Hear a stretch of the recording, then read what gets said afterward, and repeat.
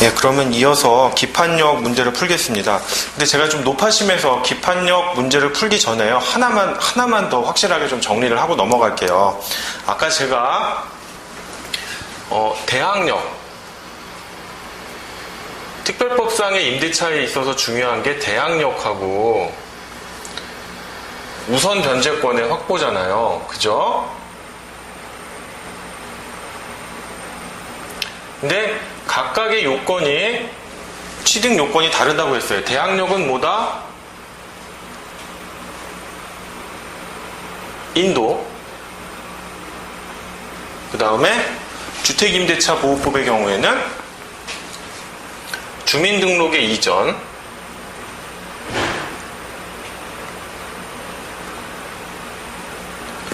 요거를 이제 전입신고라고 했죠. 상가건물 임대차 보호법의 경우에는 뭐다? 세법상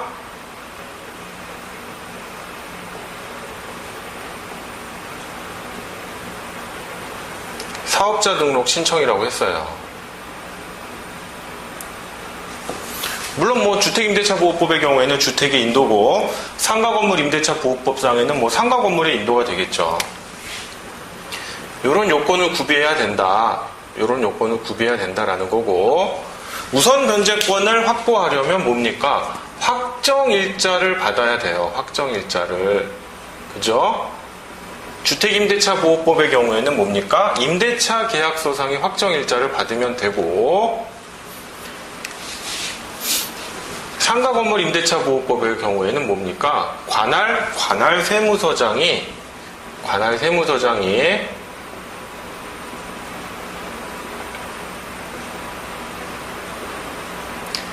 임대차 계약서에다가 확정일자를 찍어줘야 돼요. 오케이? 그러면 이제 또 문제가 되는 게 뭡니까? 소액임차인의 소액임차 보증금에 대한 최우선 변제권이 있다. 그럼 이 최우선 변제권에 대한 취득 요건은 무엇인가? 이 부분에 대해서 여러분들이 조금 헷갈려 하시는데, 제가 이제 우선 변제권이라고 하는 거는 뭐라고 했어요? 우선 변제권은 일종의 담보물권 비슷하게 담보물권에 준해서 담보권자의 지위를 주는 거란 말이에요. 즉, 어떤 시간의 흐름에 있어서 우선 변제권을 이 시점에 취득했다라고 한다면 앞에 뭐 선순위 근저당권자가 있어요.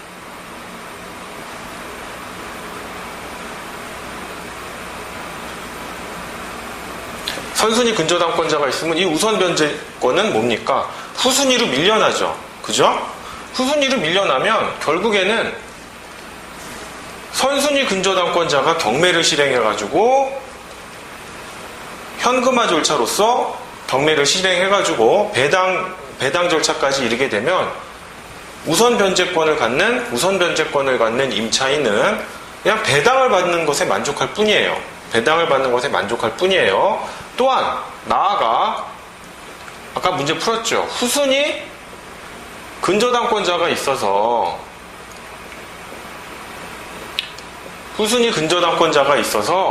경매를 실행을 하면, 경매 신청을 해가지고 경매를 실행하면 민사집행법 몇 조? 제91조 제2항입니다. 민사집행법 제91조 제2항 그리고 담보권 실행을 위한 임의경매의 경우에는 뒤에서 그 민사집행법 제91조 제2항을 준용을 해요.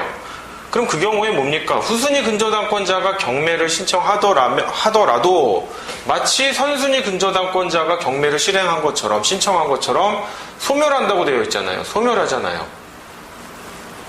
소멸하니까 우선 변제권이 후순위 근저당권에 앞선다 하더라도 선순위 근저당권에 비해서는 후순위잖아요. 그죠? 그런데 선순위인 근저당권이 소멸하니까 우선 변제권도 소멸하고 배당을 받을 수밖에 없단 말이에요. 그래서 우선 변제권을 주더라도 뭔가 임차 보증금이 확보가 안 되는구나. 그래서 나온 게 소액임차 보증금에 대한 최우선 변제권이에요. 이런 순서를 따지지 않고 너는 무조건 최우선 변제다. 순서에 국한되지 않는다. 그럼 이 최우선 변제권의 요건을 우선 변제권을 줬는데 우선 변제권을 주어도 뭔가 불충분하다. 임차인을 보호하는데 그래서 최우선 변제권을 준 것이다 라고 생각을 하시니까 마치 우선 변제권의 요건인 확정일자를 받아야 되는구나 라고 오해하시는 분들이 있어요. 근데 아니라는 거예요. 최우선 변제권은 확정일자랑 상관이 없어요. 확정일자랑 아무런 상관이 없어요. 제가 일단 주택임대차보호법의 조문으로만 이걸 한번 확인을 해볼게요. 진짜 그런지. 보시면 주택임대차보호법 대항력은 주택임대차보호법 제3조 제1항이 규정하고 있습니다. 자, 그러면 확정일자에 대해서는 주택임대차보호법 제3조의 2, 제2항이 규정을 하고 있어요. 규정을 하고 있고, 그러면 최우선 변제권은 몇 조에서 규정하고 있느냐? 주택임대차보호법 제8조를 보시면 보증금 중 일정액의 보호라고 해가지고 최우선 변제권에 대한 요건을 규정하고 있습니다. 이 요건을 보시면요. 제가 한번 읽어볼게요. 제8조 보증금 중 일정액의 보호 해가지고 제1항 임차인은 보증금 중 일정액을 다른 담보권자보다 우선하여 변제받을 권리가 있다. 이 경우 임차인은 주택에 대한 경매 신청에 등기 전에 제3조 제1항의 요건을 갖추어야 한다라고 되어 있죠.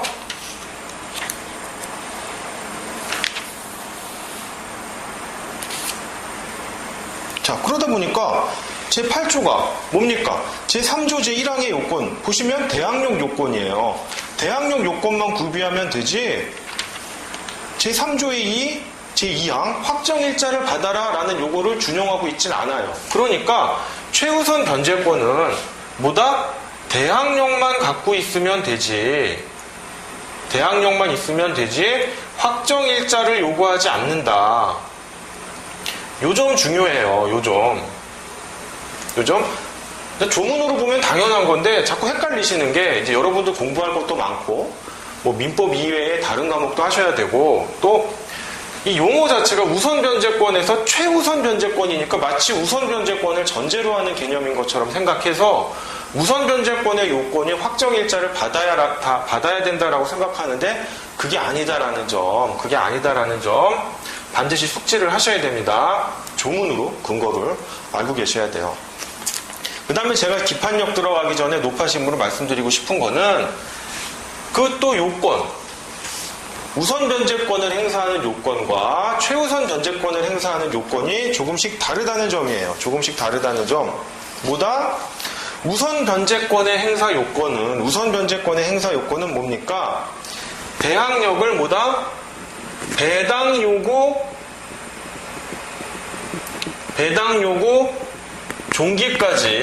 요구 종기까지 대항력을 유지해야 돼요. 오케이? 그럼 최우선 변제권은 뭐다? 최우선 변제권의 행사 요건도 배당 요구 종기까지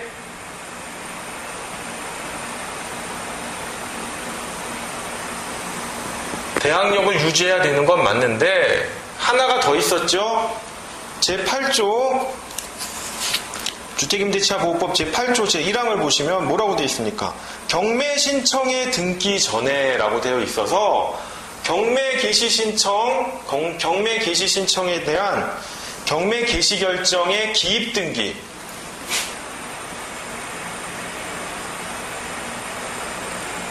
경매 개시 결정 기입 등기 전 대항력을 취득해야 돼요. 이 하나의 요건이 더 있어요.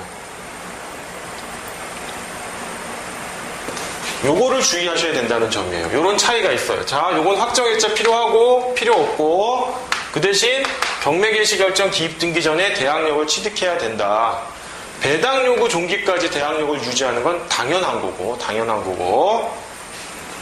요 부분 주의하시면 됩니다. 그 다음에 대항력을 취득했다. 대항력 요건을 구비해서 대항력을 취득했다라고 하지만 그 효력은 언제 발생해요?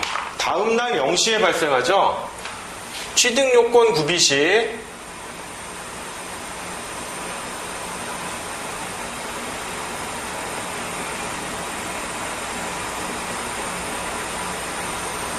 다음날 0시에 발생해요, 효력이. 그쵸? 그럼 우선 변제권은 뭐다? 확정일자를 받으면 되느냐? 확정일자만 받으면 바로 당일날 되느냐라는 문제에 대해서 원칙은 확정일자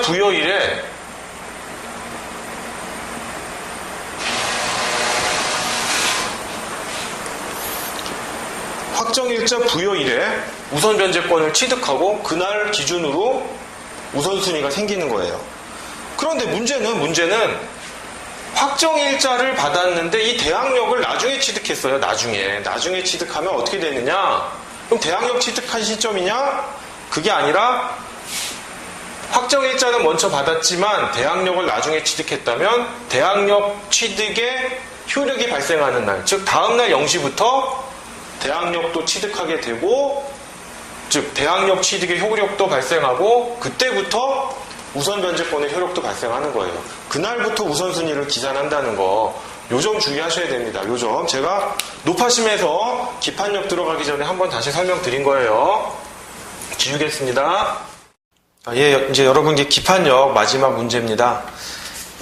여러분 그동안 너무 고생 많이 하셨고요. 이제 기판력 이 부분은 중요하기는 한데 이 자체를 하나의 큰 문제로 내기 좀 힘들어요. 그렇게 내기가 좀 어렵고, 다만 큰 문제에서 부분 쟁점으로 나오기는 참 좋은 문제니까 여러분 기판력 반드시 숙지하셔야 됩니다. 특히 기판력의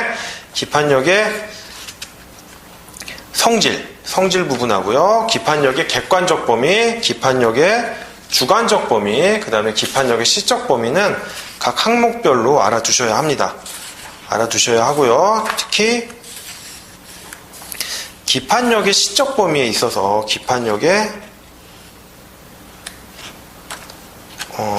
시적 범위에 있어서 표준시와 관련된 쟁점하고요. 그 다음에 기판력의 주관적 범위에서는 특히 변론 종결 후의 승계인에 관한 문제, 그 다음에 기판력의 객관적 범위에서는 그 상계항변의 기판력에 대한 문제, 요 문제를 좀 중점적으로 보셔야 됩니다. 그럼 일단 기판력이다라고 하면 여러분들이요, 제 정의가 좀 불분명하고 부족하다라고 해도 이렇게 간단히 알고 들어가셔야 돼요. 정의 하나 적는데 하나의 오차와 빈틈이 없이 내가 다 적겠다, 그렇게 암기할 수도 없고, 그렇게 암기해서 적으면 만점 받지도 않아요. 딴 부분 쟁점 더 중요한 게 많기 때문에 그냥 쟁점은 가장 핵심적으로 얘가 모르진 않고 알고 있구나, 요 정도만 딱 정리를 하시면 돼요. 저는 기판력 정의를 어떻게 했냐면요, 확정된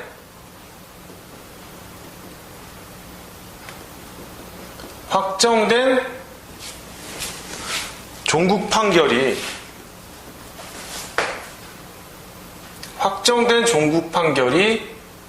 새로운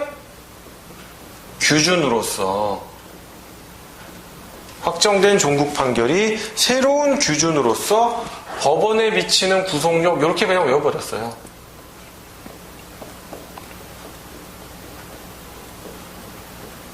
이렇게 외웠습니다. 그래서 당사자 사이에는 뭐다? 당사자 사이에는 불가쟁, 법원에서는 불가반이 되겠죠.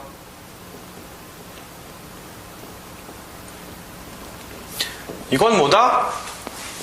판결의 법적 안정성을 보장하고 당사자의 절차권을 보장하기 위한 것입니다.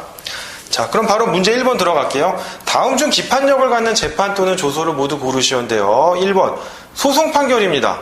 소송 판결도 기판력이 미쳐요. 근데 뭡니까? 그 판결에서 확정한 소송 요건의 흠결에 관해서만 미쳐요. 따라서 그 소송 요건의 흠결을 보완하면 다시 또 소송을 제소할 수 있고요. 소송 요건이 흠결돼가지고 기판력이 발생했잖아요. 그러면 그 소송 요건이 아닌 다른 소송 요건이 또 흠결됐다. 그래도 또 소송 요건이 흠결되면 또다시 재판을 할 수가 있는 거예요. 그 소송 요건 흠결에 대해서. 그렇기 때문에 소송 판결에도 기판력이 있지만 뭐다? 그 판결에서 확정한 소송 요건의 흠결에 관해서만 미친다라는 점이에요. 이 소송 요건의 흠결에 관한 소송 판결의 기판력은 그 제6문에서 다루고 있으니까 거기서 한번 또 자세히 보도록 하겠습니다. 그 다음 환송 판결은요, 한번 읽어보시면 돼요. 환송 판결은 기속력은 인정되지만 기판력은 인정되지 않는다는 점. 그 다음에 소송 비용 확정 결정은 뭐냐면 그 부당한 소를 방지하기 위한 거예요. 원고가 아무 이유 없이 소송을 제기하면 피고는 뭐예요? 자기 혼자 소송을 대비하거나 또는 변호사를 선임해서 소송을 대응하면 소송 비용이 들잖아요. 아무 잘못도 없이. 그래서 만약에 원고가 전부 패소했어요. 이게 잘못된 소송이었어요. 피고가 전부 이겼어요. 그러면 내가 너의 그 잘못된 소송에 대응하기 위해서 들였던 비용을 원고한테 또 청구할 수가 있어요. 그게 바로 소송 비용 확정 결정인데, 원래 결정명령이라고 하더라도 소송 비용 확정 결정과 같이 실체 관계를 종국적으로 해결하는 것은 기판력이 생깁니다. 그 다음 재소전 화해 조소도요, 기판력이 발생하고요. 청구의 인락 포기 조소도 기판력이 생깁니다.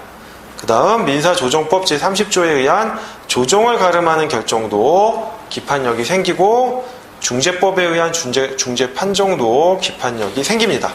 이 부분 관련 조문으로 아시면 되고요. 그 다음 이제 중요한 게 8번 민사소송법 제462조에 의한 지급명령입니다. 이 지급명령은요, 제가 이제 민사집행법 제44조 2항을 보시면서 좀 설명을 들으셔야 돼요. 민사집행법 제44조 제2항이 청구에 관한 이의예소인데, 요걸 한번 딱 보시면요, 청구에 관한 이의예소 그래가지고 뭡니까? 제1항 한번 볼게요. 채무자가 판결에 따라 확정된 청구에 관하여 이의하려면 제1심 판결법원에 청구에 관한 이의예소를 제기하여야 한다. 절차에 관한 거죠. 제2항 보시면 제1항의 이의는 그 이유가 변론이 종결된 뒤에, 변론 없이 한 판결의 경우에는 판결이 선고된 뒤에 생긴 것이어야 한다라고 돼 있어요. 즉 뭐냐? 이게 표준시하고도 연결되는 건데요. 소를 제기했어요. 소 제기하고 변론 종결 시에요.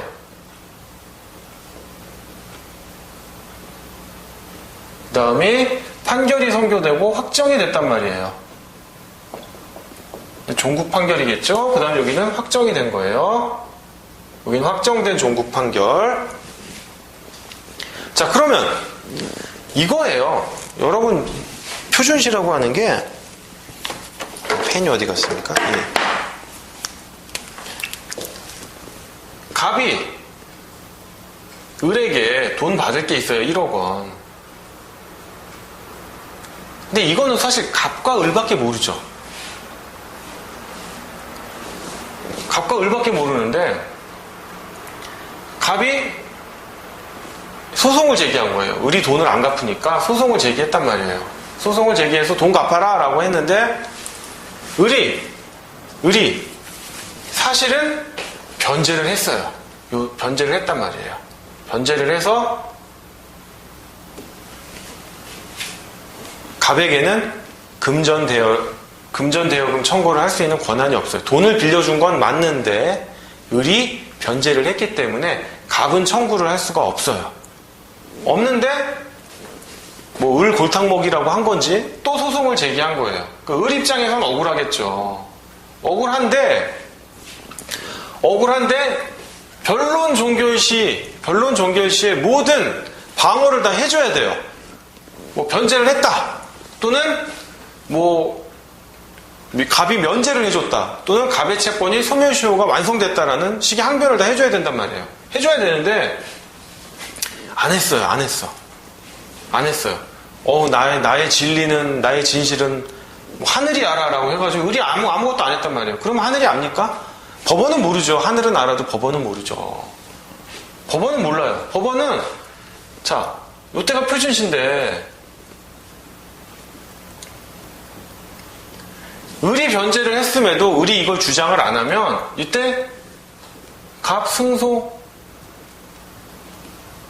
하고 갑은 을에게 1억 원의 금전대여금 청구를 할 수 있는 권한이 있어 라고 해서 표준시 이후에 사실관계를 확정지어버리는 거예요. 그전에는 모르겠지만 이제 이 이후부터는 갑은 을에게 1억 원 금전대여금 청구를 할 수 있는 거야. 이 다투지만 이제 을이 이 이전에 변제를 했는지 갑이 면제를 해가지고 이 금전대여금 청구권이 소멸했는지 이제 몰라. 표준시 이후에는 무조건 갑은 을에게 금전대여금 청구권이 있는 거야 라고 확정을 지어버려요. 그런데 그 이후에 빨간 펜이 어디 갔나요? 예. 청구에 관한 이의에서는 뭐냐면 이제 판결이 선고되고 확정이 됐단 말이에요. 확정이 돼서 이제 갑이 강제 집행을 하려고 그래요. 확정된 판결문, 확정 판결은 뭐예요? 집행 권한이죠. 이제 갑이 강제 집행을 하려고 하니까 을이 이 시점에 변제를 했어요. 이때 변제를 했는데 강제 집행을 막기 위해서 또 어쩔 수 없이 변제를 한 거겠죠. 변제를 했다고 쳐요. 변제를 하면 갑이 강제 집행을 하면 안 되잖아요. 변제를 받았으니까 을이 변제를 했으니까 강제 집행을 하면 안 되는데 이때 을이 할 수 있는 건 뭐다? 청구 이의해소를 제기하는 거예요. 청구 이의해소를 제기해서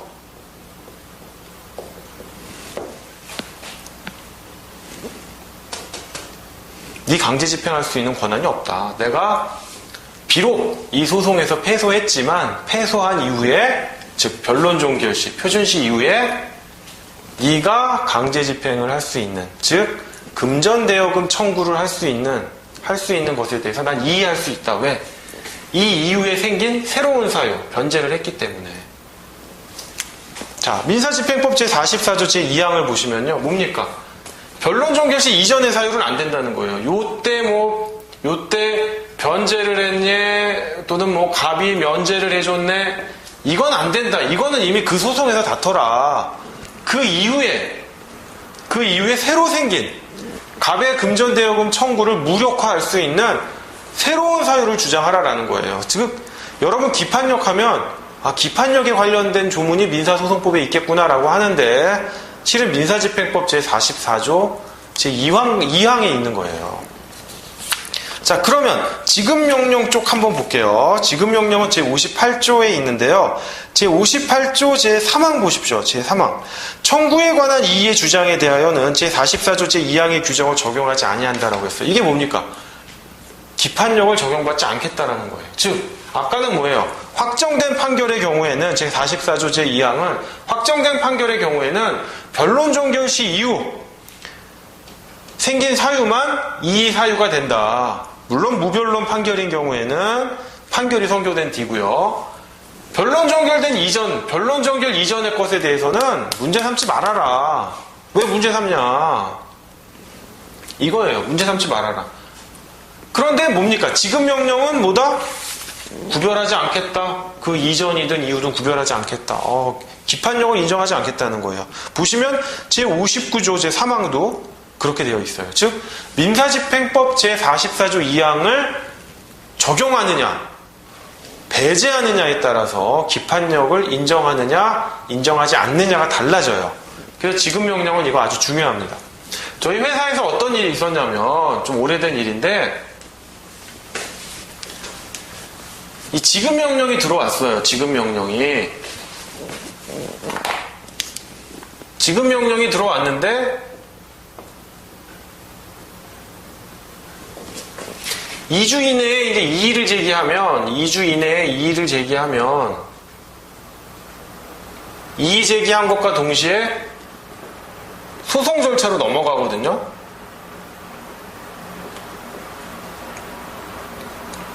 이관이 되는데 담당 직원이요. 이거는 애초에 청구권이 없어. 우리가 다 이미 변제를 했으니까. 근데 무슨 지급명령이야 라고 해서 이의제기를 안 했어요. 이의제기를 안 하니까 이 지급명령이 어떻게 됩니까? 확정이 돼버려요. 이의제기를 안 하니까 이 지급명령이 확정이 돼가지고 이자태도 뭐예요? 확정된 판결과 같이 집행권원이 된단 말이에요. 그러면 자 보세요. 지급명령이 확정됐어요. 그러면 지급명령이 확정된 이후의 사유로만 청구에 관한 이의소를 제기할 수 있어요? 없어요? 이후만이 아니라 뭡니까? 지급명령이 확정된 이전의 사유도 청구 이의소를 제기할 수가 있죠. 왜? 민사집행법 제58조 제3항이 민사집행법 제44조 2항의 적용을 배제하니까 뭡니까? 지급명령이 설사 확정돼서 집행권원이 됐다 하더라도 뭡니까? 나는 확정 이후의 사유, 확정 이후에 변제를 해줬던가 확정 이전에 나는 이미 이전에 변제를 했어 라는 주장을 할 수 있는 거예요. 즉 지급명령에 대해서 회사는 이미 변제를 했었거든요. 했으니까 확정된 이전의 변제 사유를 주장할 수 있는 거예요. 뭘로? 청구에 관한 청구 이의소로서.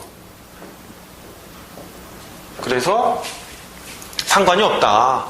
지급명령이 확정됐더라도 확정된 이전의 사유로 얼마든지 청구 이의소를 다툴 수가 있다라는 거예요. 근데 이게 만약에 지급명령이 아니라 확정된 판결이라면 저희 회사는 뭡니까? 이중변제할 수밖에 없었죠. 2번 낼 수밖에 없었던 거죠. 그죠? 그래서 지급명령과 기판력에 관한 문제, 그 다음에 민사집행법 제44조 2항, 그 다음에 그걸 배제하는 지급명령과 공정증서에 관한 규정은 알아두셔야 합니다.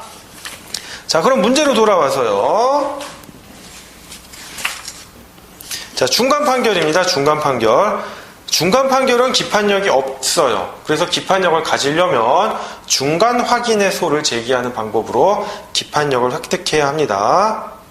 자, 그 다음에 무변론 판결인데요. 무변론 판결도 종국 판결이므로 기판력이 있어요. 다만 기판력의 표준시는 판결 선고시가 된다는 점. 그 다음 11번 외국법원의 확정 판결입니다. 외국법원의 확정 판결도 민사소송법 제217조 각호의 요건을 갖추면 그 효력이 인정돼서요. 기판력이 인정됩니다. 그 다음에 12번 가정법원의 가사소송법 제39조에 의한 한정승인 신고 수리의 심판인데 이것도 기판력이 인정되지 않는다는 점 그냥 한번 가볍게 보시면 되고요. 그 다음 13번 확정된 이행권고 결정도 확정된 지급명령과 마찬가지로 기판력이 없습니다. 이것도 좀 알아두셔야 돼요. 그 다음 14번 가압류 가처분인데요. 가압류 가처분은 기판력이 없어요. 이 부분은 제가 좀 설명을 드리면 보전 처분은 우리가 흔히 가압류 가처분이라고 하는 보전 처분은 2가지 요건을 구비하고 있어야 돼요. 뭐다? 피보전 권리와 보전의 필요성이라고 하는 2가지 요건을 구비하면 바로 가압류 가처분 결정을 내려줘요. 내려주는데 그러면 만약에 갑이 을에 대해서 1억 원 금전대여금 청구권이 있는데 이게 소송을 통해서 받자고 하니 을이 유일한 재산을 다 소비할 것 같아요. 그래서 을이 가지고 있는 부동산에 가압류를 했어요. 가압류를 한단 말이에요. 그러면 이 가압류 요건이 뭡니까? 피보전 권리니까 1억 원이 되겠죠. 보전의 필요성은 을이 왠지 이 유일한 재산을 다 낭비할 것 같고 소멸시킬 것 같은 급박성이 있어야 돼요. 그러면 가압류 가처분 결정에서 이 피보전 권리에 대한 판단이 일어났잖아요. 그러면 본안 갈 필요 없다는 얘기예요. 갑은 을에게 1억 원 금전대여금 청구권이 있는지 여부를 다툴 필요가 없다. 왜? 가압류에서 가압류가 인용이 됐고 가압류는 피보전 권리에 대한 판단이 선행되는데 피보전 권리가 결국 금전대여금 청구권 아니냐.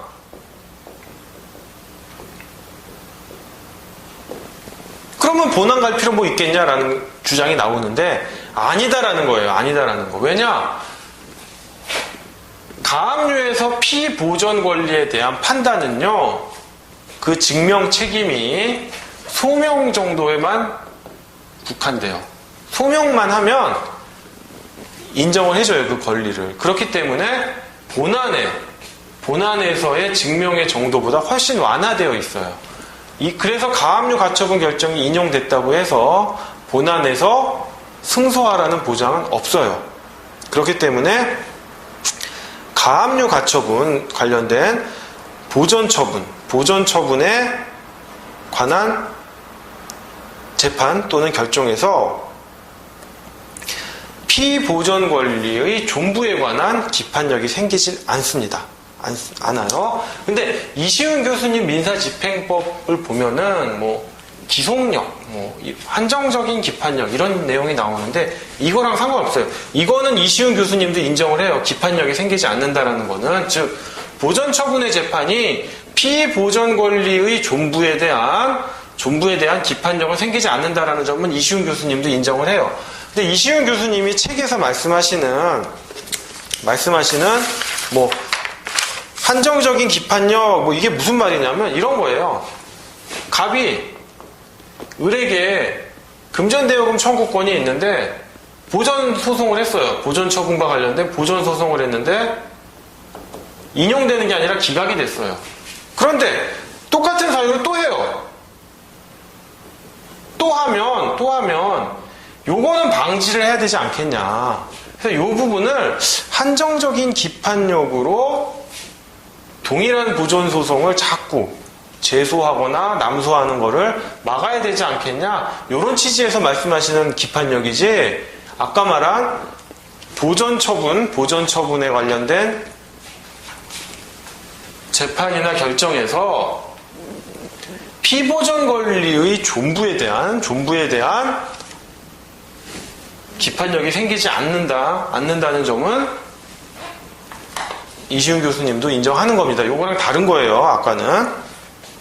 자, 그 다음 15번입니다. 확정된 화해 권고 결정도 재판상 화해와 같은 효력을 가지므로 기판력이 인정됩니다. 네, 그럼 여기서 제2문 기판력의 성질부터 보도록 하겠습니다. 자, 제2문은 뭡니까? 제2문은 이제 기판력의 성질에 대한 건데요. 이제 기판력에 대해서 가장 중요한 건 기판력의 객관적 범위, 주관적 범위, 시적 범위입니다. 주관적 범위는 채권자 대위권할 때 조금 설명을 드렸고, 제일 중요한 거는 이제 객관적 범위에 대한 건데요. 그 부분은 뒤에 문제가 있는데, 일단 기본 문제로서 기판력의 성질에 대해서 한번 검토를 하겠습니다. 자, 문제 2-1번입니다.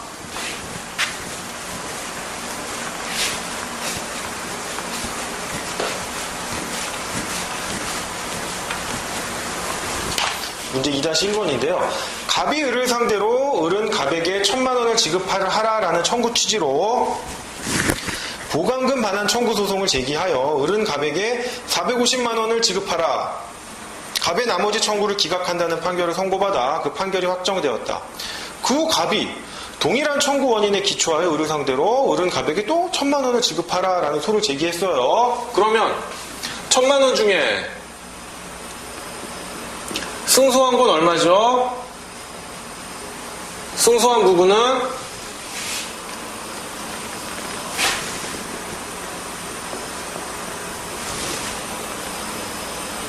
$450만원 승소했네요. 패소한 부분은 $550만원이에요. 그죠? 근데 또 청구를 했단 말이에요. 그러면 이게 이제 기판력에 대해서 동일한 소송물일 때, 기판력의 객관적 범위에 대한 거예요. 동일한 소송물일 때 판례는 뭡니까? 판례는 모순금지설의 입장에 있죠. 요거는 학설도 반드시 적어 주셔야 돼요. 학설은 반복금지설입니다. 그래서 반복금지설의 경우에는 전소를 승소했는지 패소했는지 구별하지 않고 뭡니까? 소송요건 흥결로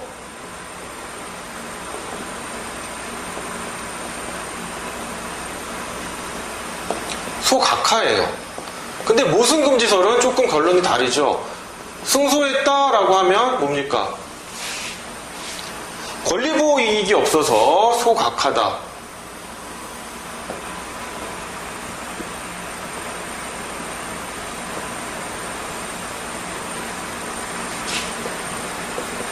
패소했다라고 한다면 뭡니까? 일단 본안으로는 나가요. 본안 판단은 하는데 전소법원이 모순된 판결을 할 수 없어.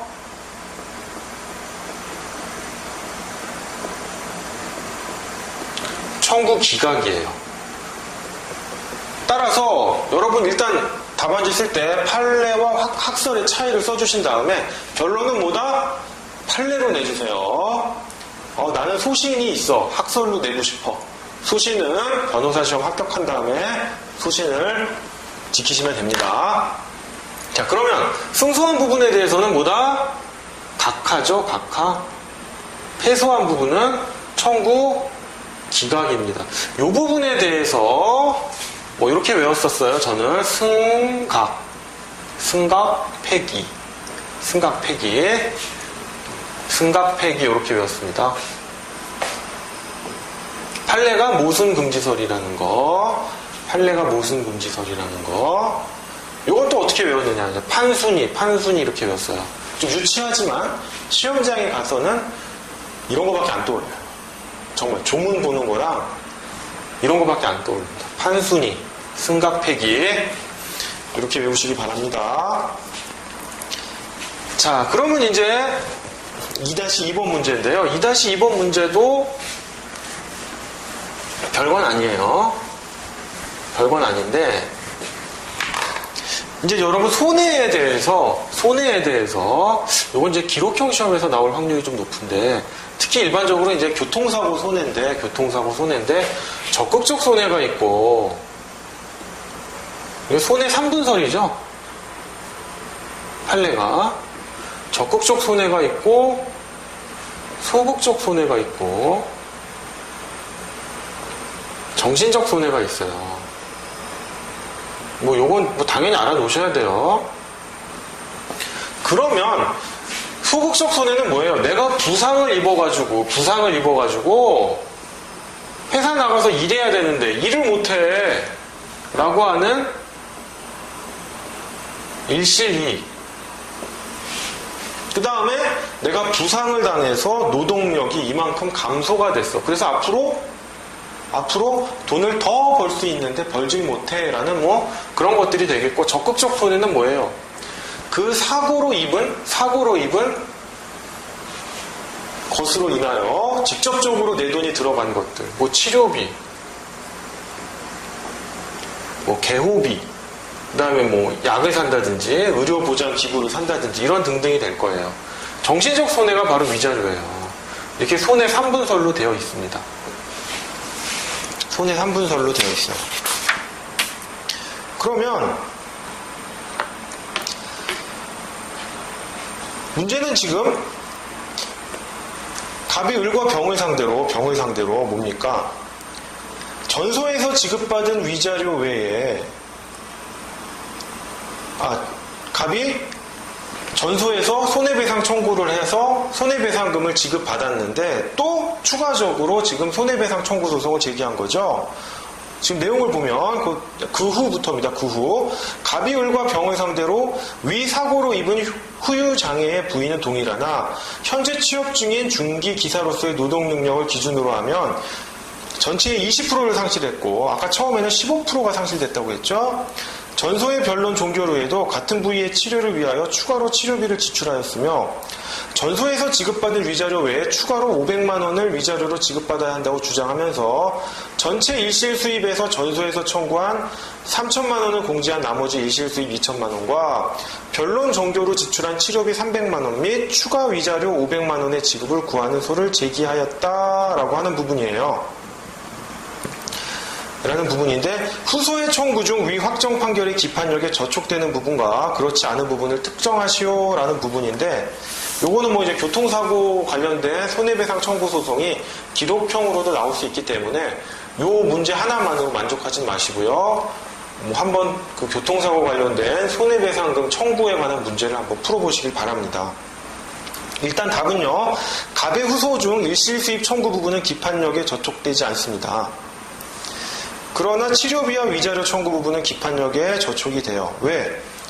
일실수입은 갑이 전소해서 어떻게 했습니까? 그 일부만을 청구해서 명시적으로 청구했잖아요. 일부 청구가 명시적으로 드러났어요. 여기 일실수입 중 문제에 보시면 일실수입 중 일부로서 우선 3천만 원을 구한다라고 했어요. 따라서 전소 확정 판결의 기판력은 명시적으로 청구한 3천만 원 범위에 하나여 미치는 거예요.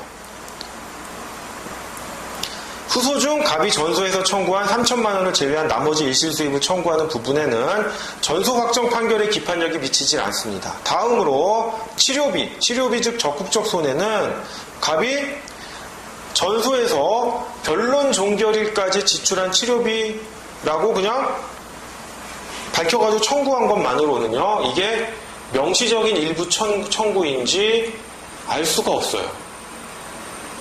즉, 이 사람은 치료비를 뭡니까? 치료비를 사고가 난 시점부터 변론 종결일까지 치료비를 청구했어요.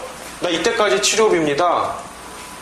근데 이게 이제 더 이상 치료를 안 받아도 돼서 요때까지 치료비 전액을 청구한 건지 아니면 일단은 요때까지 요 기간까지 치료비고 아직까지 나는 더 치료받아야 되기 때문에 일단 치료비 일부를 청구합니다 라는 명시적으로 청구를 하지 않고 단지 기간만 특정했다면 이게 치료비 전부를 청구한 건지 일부를 청구한 건지 알 수가 없잖아요.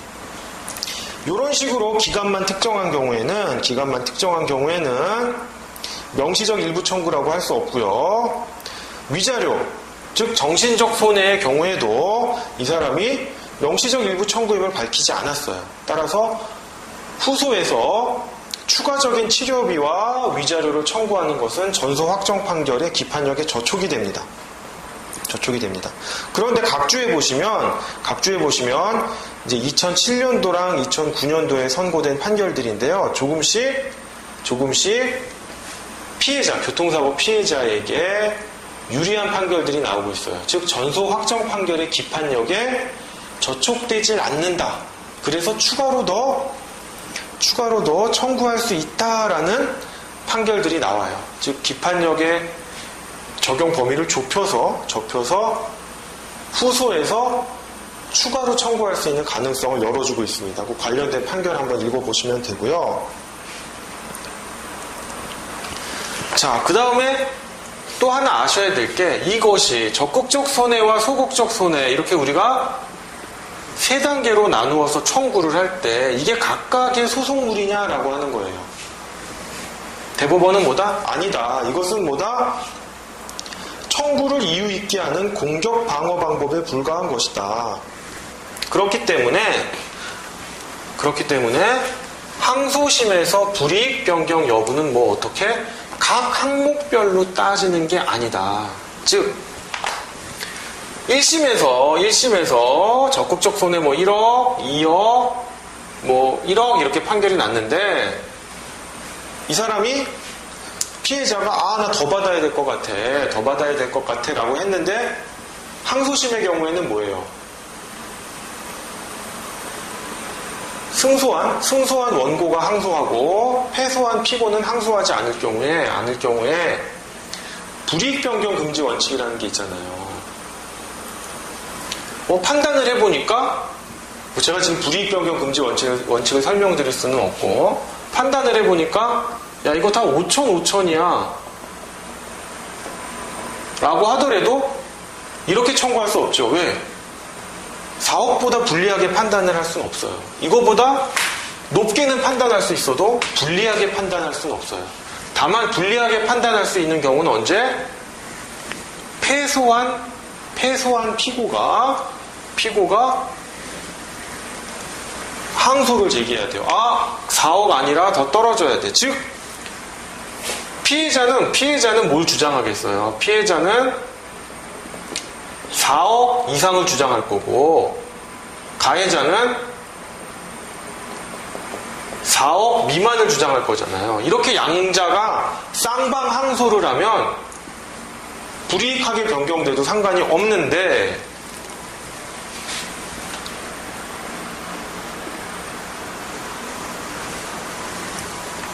이렇게 피해자만 항소를 제기한 경우에는 불이익 변경을 할 수 없어요. 할 수 없습니다. 그런데 보니까 이런 식으로 변경이 된 거예요. 어떤 식으로 변경이 됐느냐? 2심에서 적극적 손해는 5천이고 이거는 뭐 한 4억, 위자료는 그냥 1억. 그러니까 전체적으로 보면 어떻게 했어요? 전체적으로 보면 4억에서 5억 5천만 원으로 증가했는데 이 부분은 감소된 거잖아요. 그죠? 이건 불이익 변경 금지 원칙에 반하지 않는다. 뭐다? 전체로 놓고 봐야 된다. 전체로. 왜? 이거는 각각의 소송물이 아니라 뭐다? 청구를 이유 있게 하는 공격 방어 방법에 불과하다라는 점이에요. 그래서 이 부분 숙지하셔야 됩니다. 네, 그 다음 이제 문제 2-3번입니다. 문제 2-3번. 문제 2-3번은 뭐 어려운 건 아니에요. 어려운 건 아닌데 확정된 승소 판결에 기판력이 발생하니까 동일한 소송물을 원인으로 하는 소송을 다시 제기할 수 없죠. 없는데 예외가 있어요. 예외가. 자, 판결에 의하여 확정된 채권은 몇 년이에요? 소멸시효가 10년이죠. 원래 채권 자체의 소멸시효는 1년이었다 쳐요. 단기 소멸시효인 1년이다라고 하더라도 이 채권이 판결에 의해서 확정이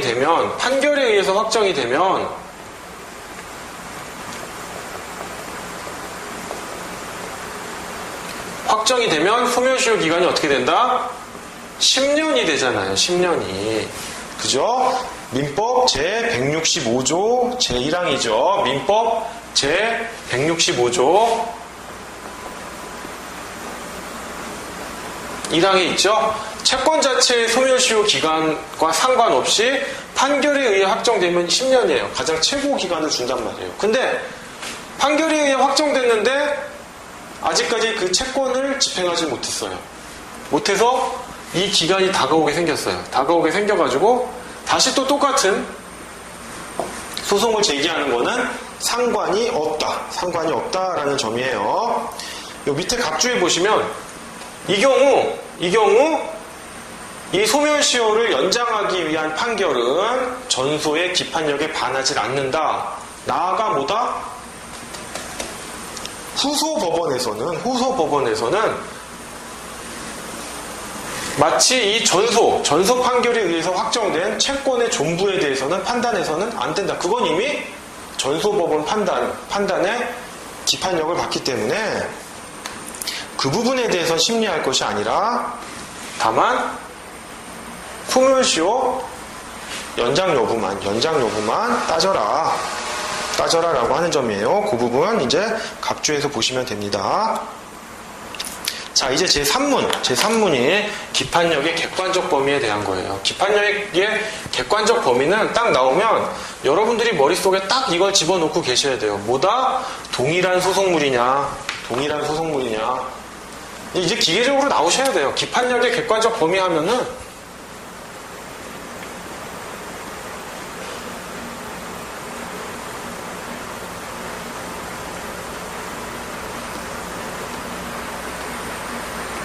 1번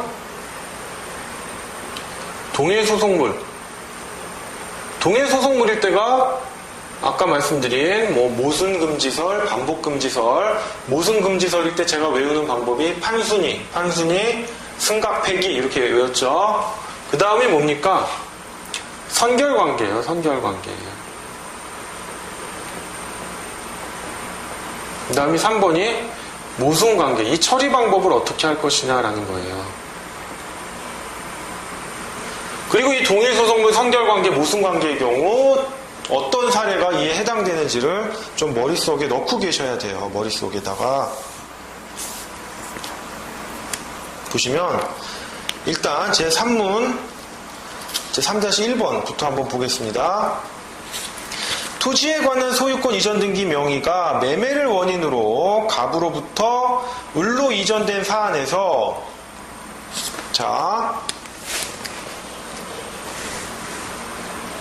갑이 있었고 을이 있었는데 뭡니까? 소유 명의가 일로 왔죠. 왔는데 갑은 애당초 갑과의 매매계약 체결 사실이 없다고 주장하면서 소유권에 기하여 뭘 청구합니까? 말소등기 청구를 해요.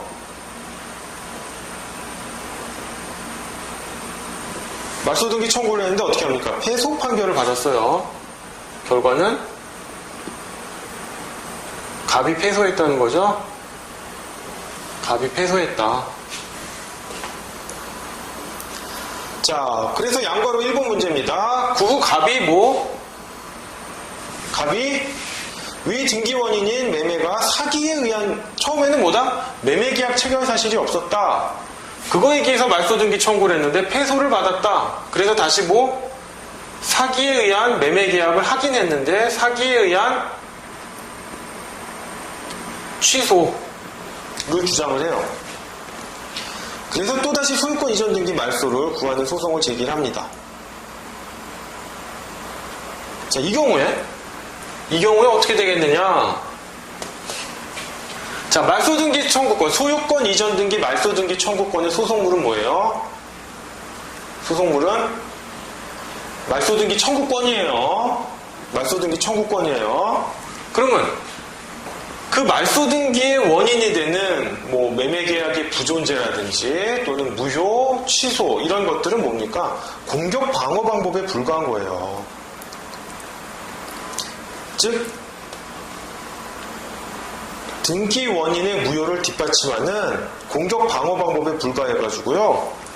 첫 번째 소유권 이전 등기 말소등기 청구랑 그 후소에서 소유권 이전 등기 말소등기 청구는 소송물이 동일한 겁니다. 따라서 두 번째 소송은 기판력에 반하는 거예요. 여러분, 이 소유권 이전 등기 말소 청구의 요건 사실에 대해서 제가 지난 시간에 설명드린 바가 있을 거예요. 그래도 확실하게 암기를 하셔야 됩니다. 소유권 이전 등기 말소 청구 원인 사실은요. 첫째, 원고 소유의 사실이에요.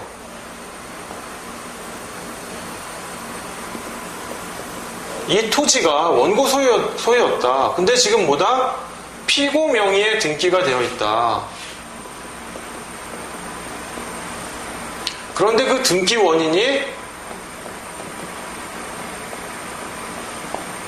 무효이다라고 되어 있어요. 이 등기 원인의 무효 사실은 결국? 공격 방어 방법이라는 거예요. 공격 방어 방법. 이거를 다르게 했다고 해서 소송물이 달라지는 건 아니다라는 거예요. 소송물은 소유권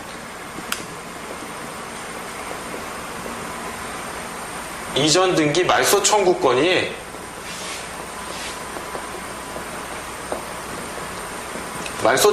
소송물인 거예요. 얘는 공격 방어 방법이다. 그러면 등기 원인이 무효라고 했지만 사실은 이 대법원 판례가 등기 원인이 무효다라고 했지만 이거를 분설하고 있어요. 어떻게 분설하냐면 등기 원인이 무효, 취소, 해지는 안 됩니다. 소급표가 없어가지고. 또는 뭐다? 등기 절차의 위법성. 이거 제가 지난 시간에 했었어요. 근데 중요하기 때문에 다시 말씀드리는 겁니다. 이렇게 언급하고 있고요. 피고 명의의 등기는 이건 문제 삼을 수가 없어요. 어지간해서. 왜? 등기의 적법 추정력 때문에 그래요. 이거는 문제 삼기가 힘들다라고 하는 점 정리하셔야 되고요. 자, 그러면 이제 양괄호 2번 문제입니다. 그 후 갑이 위 등기 원인인 매매가 사기에 의한 의사표시이므로 이를 취소한다고 주장하면서 을을 상대로 뭐를 합니까?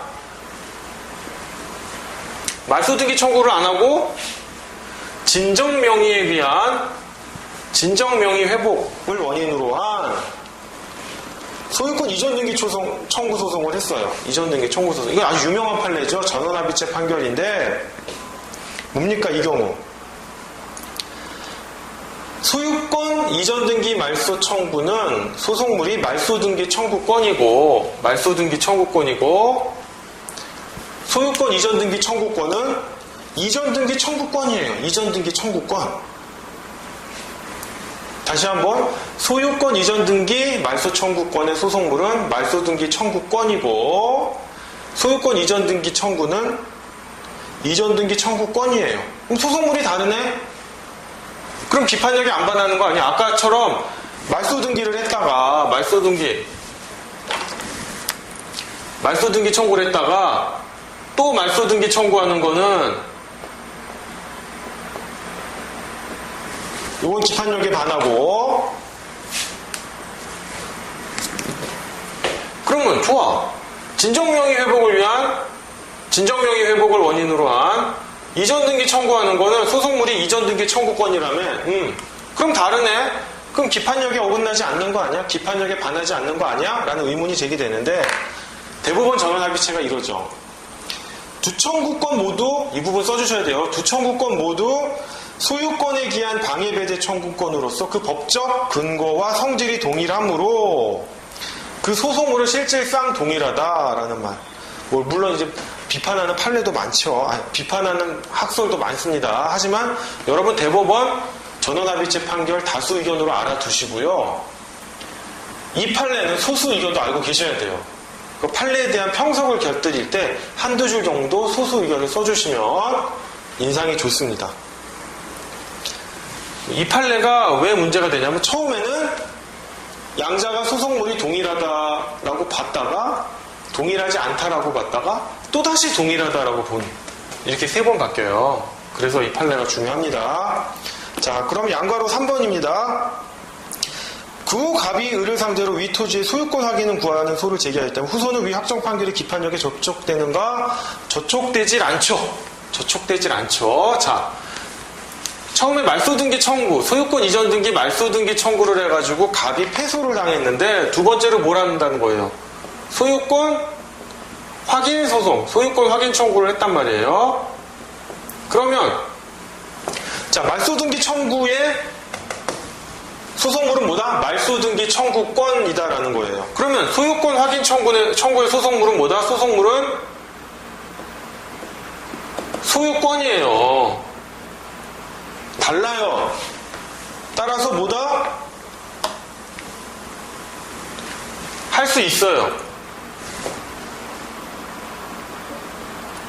오케이? 할 수 있는지 이유에 대해서는 요 각주 판례를 한번 읽어보시면 되고, 근데 이게 사람들이 조금 헷갈려 할 수도 있어요. 왜? 이거 선결관계랑 뭐 문제가 되는 거 아닐까라는데, 선결관계인 것 같은데 아니에요. 자, 선결관계는 이제 제가 설명드리려고, 요 문제를 풀고 설명드리려고 한 거예요. 선결관계는 처음에 소유권 확인 청구를 해서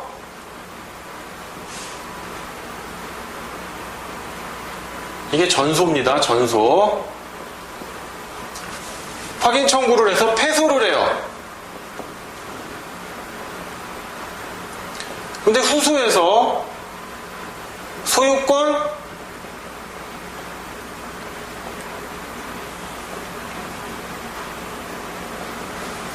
이전 등기 말소 청구를 해요.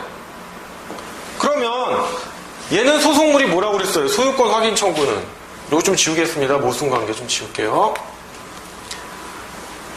전소에서 소유권 확인 청구를 해서 패소했다면 기판력이 미치는 소송물은 어디입니까? 얘 소송물은 소유권이란 말이에요.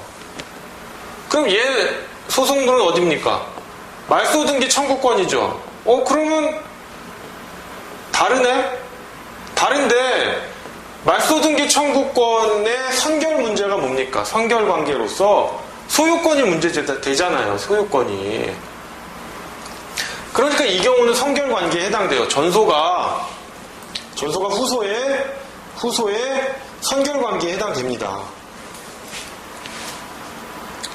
그런데 이 경우는 뭐예요? 반대죠. 반대로. 전소가 소유권 이전 등기 말소 청구기 때문에 전소의 소송물인 말소 등기 청구권에만 기판력이 미쳤을 뿐이에요. 소유권에 대해서 기판력이 안 미쳤어요. 그리고 이거는 선결관계도 아니에요. 선결관계는 이게 먼저 전소로 제기됐었어야죠. 자, 이렇게 선결관계가 뒤바뀐 거를 뭐라고 하느냐? 선결적 법률관계라고 하죠.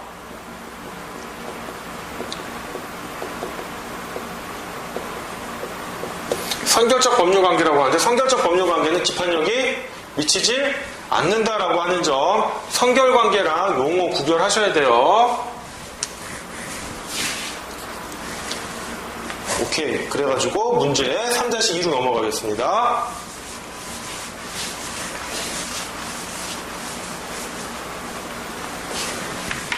여기 좀 지워졌네요. 부분이. 자, 문제 3-2번인데요. 자, 갑은 그 소유의 주택을 을에게 임대하였는데 을은 그 임대차 기간이 만료되자 갑을 상대로 임차보증금 7천만 원의 반환을 구하는 소를 제기하였고, 법원은 갑에 대하여 위 주택을 인도받은과 동시에 임차보증금 7천만 원의 지급을 명하는 판결을 선고하여 그 판결이 확정되었다. 그 후 갑이 을을 상대로 위 확정 판결에 대한 청구 이의의 소를 제기하여 전소에서 임차보증금으로부터 공제되지 아니하였던 연체차임의 공제를 주장하였다면 갑의 주장은 위 확정 판결의 기판력에 저촉되는가? 일단 답부터 말씀드리면요. 기판력에 저촉되질 않습니다. 기판력에 저촉되질 않아요. 아니 근데 이 공제 사유는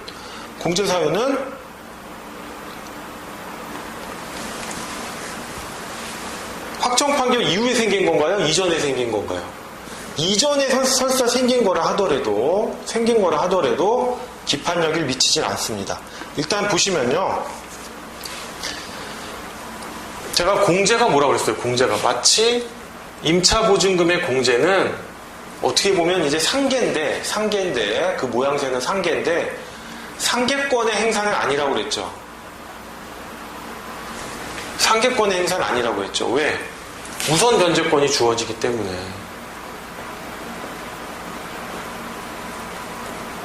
당연한 우선 변제권이 주어지기 때문에 상계권의 행사로 볼 수는 없다고 그랬어요. 상계가 아니에요. 그래서 얼마나 막강한 효력이 있습니까?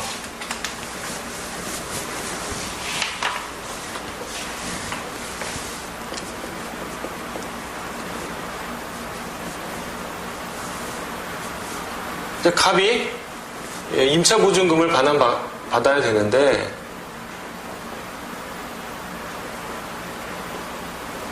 임차보증금은 뭐예요? 임대차 기간 동안에 임차인의 모든 손해를 담보한단 말이에요. 담보하는 채권이기 때문에 설령 갑의 채권자인 A가 있다고 쳐요. A가 자신의 채권액기에 이 임차보증금 반환 채권을 압류 및 추심 명령을 받아도 뭐다? 을은 자신의 손해를 선공제할 수 있다는 거잖아요. 그죠? 선공제할 수 있어요. 압류 추심이 먼저 들어와도. 그래서 이유를 보시면 확정 판결의 기판력은 소송물로 주장된 법률관계의 존부에 관한 판단의 결론 자체에만 미치고 그 전제가 되는 법률관계의 존부에까지 미치는 건 아니에요. 즉 임차보증금의 지급을 명하는 판결이 확정되면 변론 종결 전에 사유를 들어가지고 당사자 사이에 수수된 임차보증금의 수익 자체를 다투는 것은 허용되지 않지만 임차보증금 반환 청구권 행사의 전제가 되는 연체차임 등 피담보 채무의 부존재에 대하여 기판력이 작용하는 것은 아니에요. 오케이?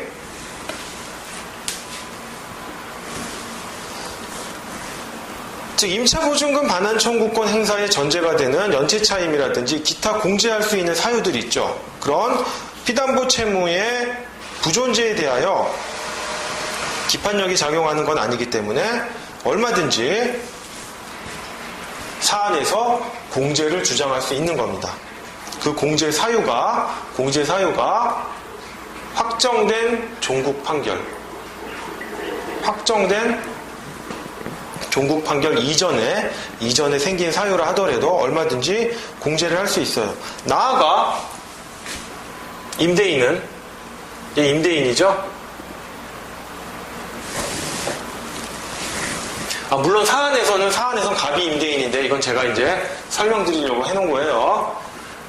일단 요걸 기준으로 보면 을이 임대인이죠. 임대인은 뭐다? 이 임차보증금 반환 청구에 대하여 별도로 뭐 이 공제 등에 관한 주장을 해가지고 공제되지 아니한 연체차임이라든지 뭐 기타 손해배상에 대해서 별소로 제기할 수도 있습니다. 또한 그 별소에서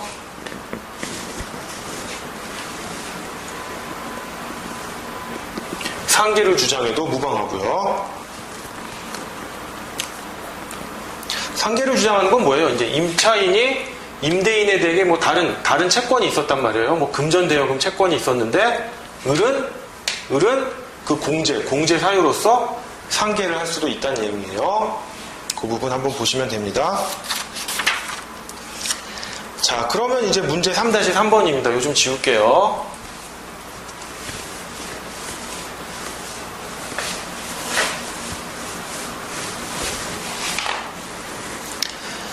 토지에 관한 소유권 이전 등기 명의가 갑으로부터 을로 이전된 사안에서 토지에 관한 소유권 이전 등기 명의가 갑에서 을로 명의가 이전이 됐네요. 사안에서 갑은 을 명의의 소유권 이전 등기가 너의 등기가 원인 무효다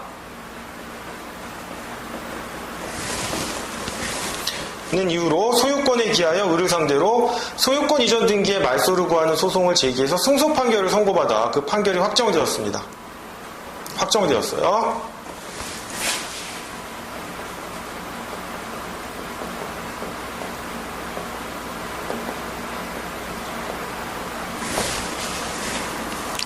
그 을이 20년 이상 위 토지를 점유하여 전소의 변론 종결 전의 날짜에 이미 그 취득시효가 완성되었다고 주장하면서 갑을 상대로 취득시효 완성을 원인으로 한 소유권 이전 등기 청구 소송을 제기했다면 후소는 위 확정 판결의 기판력에 저촉되는가라는 점이에요.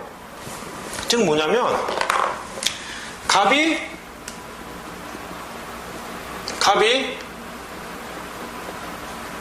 을에게 이거 내 땅인데 을 명의로 소유권 이전 등기가 되어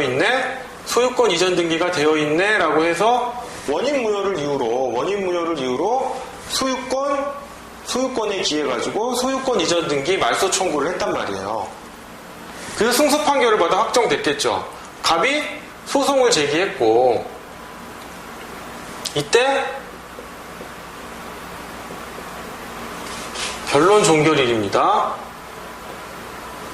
그리고 승소 판결이 확정됐어요. 갑에 대한 승소 판결이.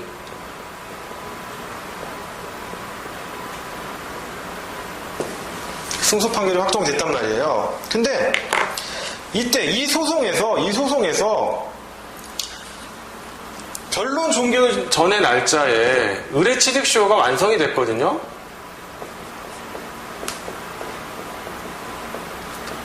그러면 이 소송 중에 의뢰취득시효를 항변하면 되는데, 항변해서 주장하면 되는데, 안 하고 있다가 실컷 승소 판결이 확정되고 난 이후에서야 별소로 소유권 이전 등기 청구 소송을 제기하면서 취득시효를 원인으로 주장을 해요. 누가? 의리. 이게 과연 가능하느냐? 너 첫 번째 소송, 갑이 제기한 소송에서 주장을 해야지. 왜? 이제 와서 주장을 하느냐라는 거예요. 오케이? 자, 일단은 기판력에 저촉되진 않습니다. 전소의 소송물은 의 명의의 소유권 이전 등기가 원인 무효임을 이유로 하는 말소 등기 청구권이죠. 말소 등기 청구권. 후소의 소송물은 또 뭐예요? 취득시효 완성을 원인으로 한 소유권 이전 등기 청구권이에요. 이전 등기 청구권이에요. 따라서 전소와 후소는 소송물이 달라요. 아까 갖다 실질적으로 동일하다고 하지 않았나요? 그럼 뭐예요? 소유권 이전 등기 말소 청구를 하고 졌는데 진정명의 회복을 원인으로 한 소유권 이전 등기 청구를 한 사례고, 대법원 전원합의체 판결이었죠. 왜? 양자는 다 그 근거가 소유권에 기한 방해배제 청구권을 근거로 하고 있고 실질적으로 동일하다라고 한 거고, 이건 뭐예요? 원고가 전소에서 소유권 이전 등기 말소 청구를 해서 승소를 했어요. 해가지고 전소에서 패소한 피고가 다시 후소에서 소유권 이전 등기 청구를 한 거예요. 취득시효를 원인으로 해서. 자, 그럼 다시 한번 읽어보면, 전소에서 말소를 구하는 소유권 이전 등기가 취득시효 완성으로 인하여 실체관계에 부합하는 등기가 되었다는 항변을 하지 않았죠. 우리. 그렇다고 해서 바로 그 소송물에 관한 사유도 아닌 전혀 별개의 사실관계에 근거한 취득시효 완성을 원인으로 한 소유권 이전 등기 청구권이 실권되는 것은 아닙니다. 또한 전소의 소송물과 후소의 소송물이 모순관계에 있지도 않고 전소의 소송물이 후소의 선결관계에 해당하지도 않습니다. 따라서 전소 확정 판결의 기판력이 후소에 미치질 않아요. 그러니까 요거는 잘 보셔야 돼요. 즉, 그 다음에 모순관계가 그럼 뭐냐? 모순관계는 한마디로 이런 거예요. 후소 청구가 전소 판결과 모순된 반대 관계에 있어야 돼요. 예를 들을게요. 어떤 경우냐면, 갑이 을을 상대로 전소입니다. 소유권 확인 청구 소송을 했어요. 이게 보이십니까? 보이시나 모르겠네요. 소유권 확인 청구 소송을 해가지고 승소를 했단 말이에요. 갑이 승소했어요. 근데 후소에서 전소에서 패소한 피고가 을이죠. 을이 다시 갑에게 소유권 확인 청구를 해요. 완전히 모순되잖아요. 또는 전소에서 갑이 을에게 대여금 청구 소송을 해서 승소를 해요. 그럼 돈 받았겠죠. 근데 후소에서 전소에서 패소한 피고 을이겠죠. 을이 갑을 상대로 네가 돈 받은 건 부당이득이야 라는 청구를 해요. 이런 것들이 모순관계로서 후소 청구가 전소 판결과 모순된 반대관계에 있어요. 후소를 승소로 해주면. 오케이? 그러면 이 경우 처리를 어떻게 하느냐? 모순된 반대관계에 있어서 학설의 대립과 상관없이 판례인 모순금지설과 학설인 반복금지설이 동일하게 청구 기각을 해야 된다라고 해요.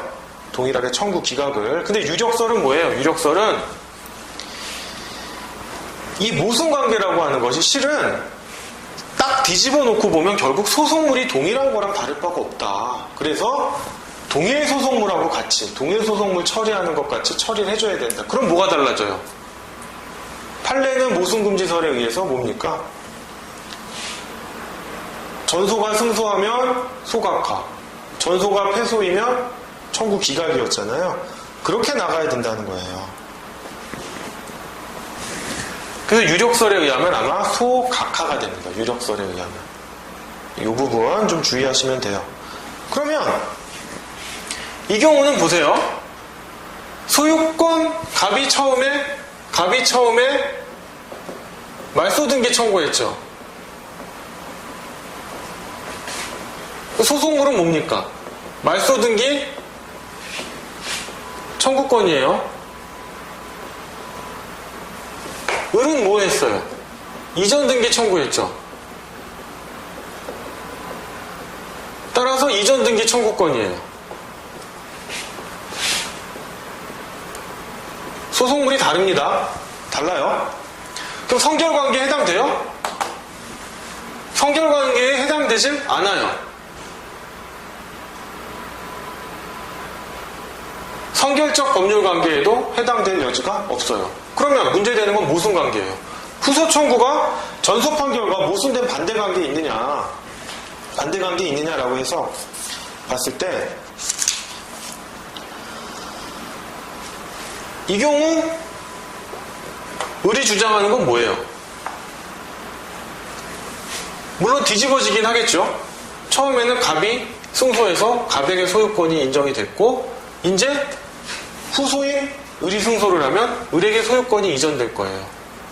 이런 결과가 뒤집어진다고 해서 무조건 모순관계가 아니에요. 모순관계는 이렇게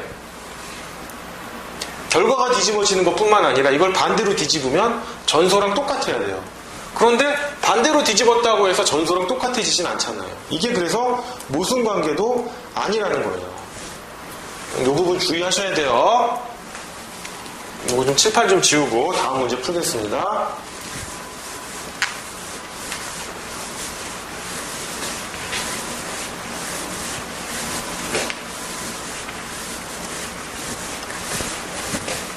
다음 문제가 이제 3-4번 문제인데요. 여러분 기판력의 객관적 범위가 그냥 아리까리하고 헷갈려요. 그래서 문제도 지금 보면 제일 많고요. 근데 이 정도만 하시면 다 이해하실 것 같아요. 이걸 넘어서는 뭐 학설상의 깊은 논쟁까지는 여러분 공부하실 필요도 없어요. 자, 문제 3-4번인데요.